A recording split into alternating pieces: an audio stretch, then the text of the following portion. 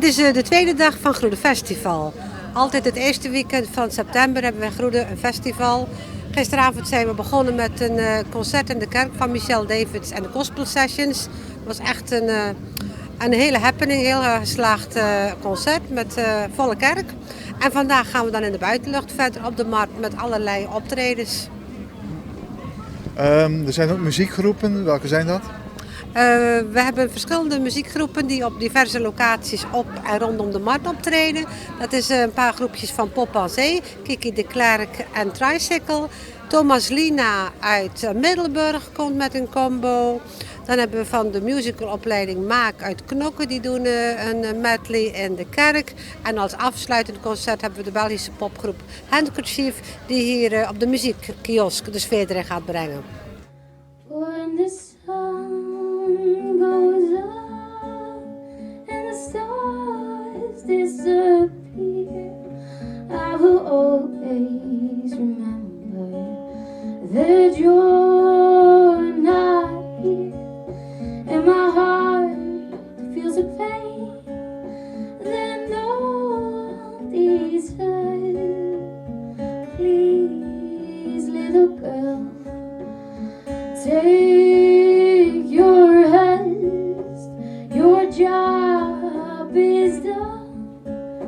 I will do the rest.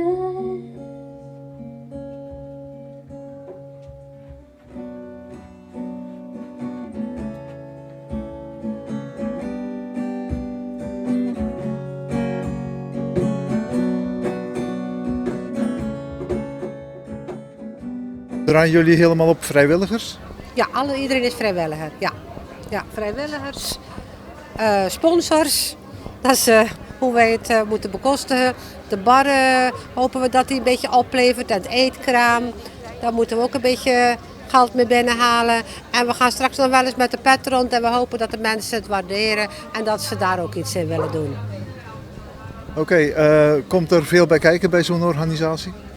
Ja, best toch wel. Je bent daar toch vanaf ongeveer het begin van het jaar mee bezig om groepen uit te zoeken en te contracteren. En die komen van overal, en vooral straatanimatie.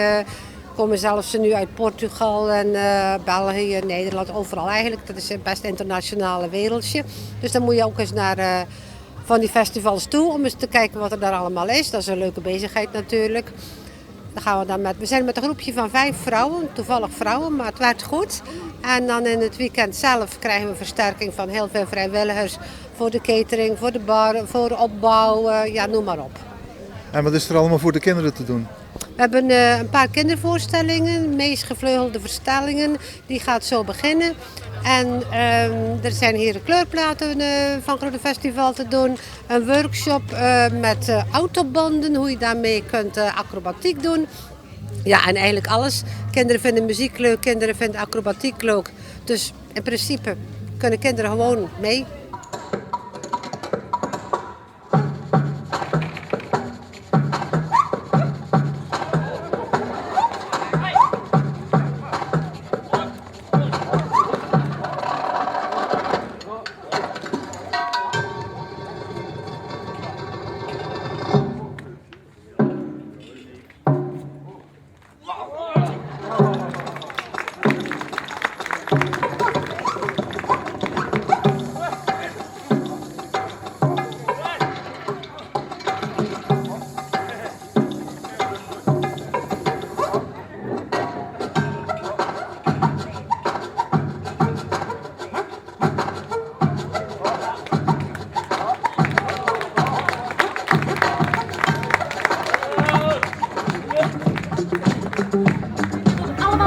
Ik ben zo trots op deze jonge vogelkenners.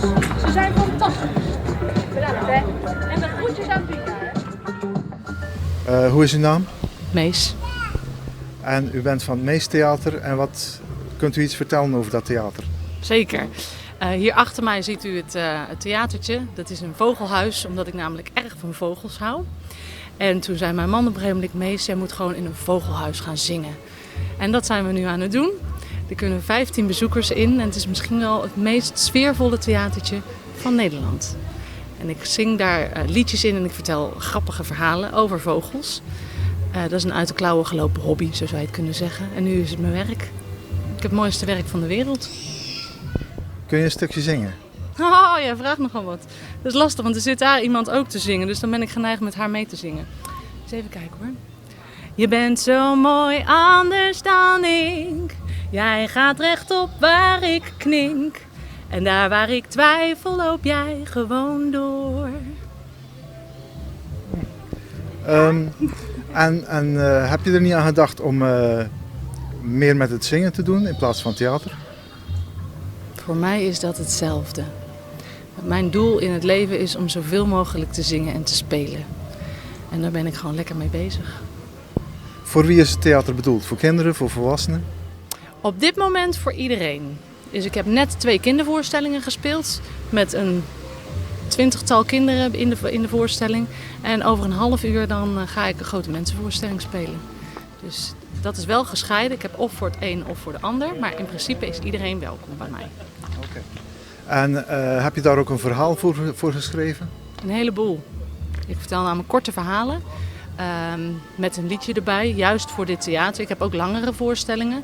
Maar juist omdat we hier vaak op kleinere festivalletjes met dit theater staan en er ook maar 15 mensen in kunnen, hebben we besloten om het kort te houden. Dus een kwartiertje, een verhaaltje en een liedje. En omdat ik dus graag veel speel, heb ik meerdere verhalen geschreven met verschillende liedjes. Zodat ik kan afwisselen en dan blijft het gewoon het gezelligst. En kunnen mensen gewoon lekker 2 keer komen. Of 3 keer. Of 4 keer. Ben je wel eens eerder in Zeeuws-Vlaanderen geweest? Nou, sterker nog, ik heb hem om, mijn Zeeuwse knop. De familie van mijn man komt uit Zeeland en ik heb zelf vroeger iedere zomervakantie in Katzandbad doorgebracht. En wij gingen altijd tanken hier bij het benzinepompje in Groe. Dus ik voel me helemaal thuis. Het is gewoon gezellig hier. Oké, welkom en misschien tot ziens. Leuk, lijkt me gezellig. Dankjewel.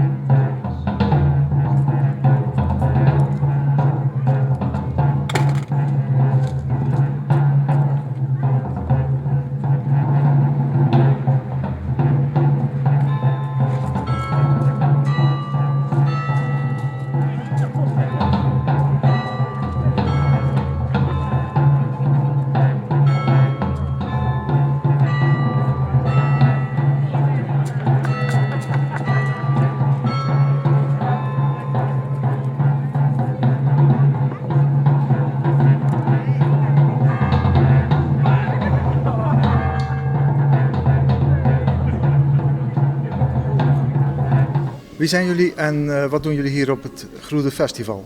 Ik ben Amber en dit is mama en wij zijn levende standbeelden. En jullie zijn niet alleen levende standbeelden, maar je doet ook af en toe nog dingetjes met kinderen. Ja, het is heel saai als je alleen maar stil moet staan, dus we halen ook grapjes uit met de kinderen. En we hebben ook een goocheltruc, dus ja. En u bent de moeder van Amber en u bent ook meegekomen. Waarom? Amber doet dit inmiddels 5 jaar en ja, dat doet ze heel graag. En ik help haar en dit jaar hadden we zo van laten we het een keer samen doen. Ja, en het blijft gewoon heel leuk. Het is echt een hele leuke hobby. Wat voor creaties heb je al allemaal laten zien? Nou, deze is met hout en we hebben er ook nog eentje met strikjes, een elfje en eentje met aapjes. Eigenlijk best wel verschillende acts. En ook nog één met een dino. Dat met hout is eigenlijk heel origineel. Hoe ben je daarop gekomen? Nou, we proberen altijd te kijken wat nog niet is gedaan door standbeelden. En hout hadden we nog niet gezien. Dus dat vonden we wel een uitdaging. En onze achternaam is ook Houtzager. En we lijken heel veel op elkaar, dus we zijn uit het hout gesneden. Je hebt ook al prijzen gewonnen met levensstandbeeld. Kan je daar iets over vertellen? Ja, soms gaan we naar festivals en daar kan je dan prijzen winnen door het publiek dat op je stemt of de jury die langskomt. En ja, dat is superleuk als je een prijs wint natuurlijk. Ben je trots op je dochter? Super trots. Ja, absoluut. Ik vind het prachtig hoe ze straalt als ze dit doet. Het is ook heel mooi om te zien dat mensen ervan genieten. Dus het is de interactie tussen die twee. Ja, ik ben super trots.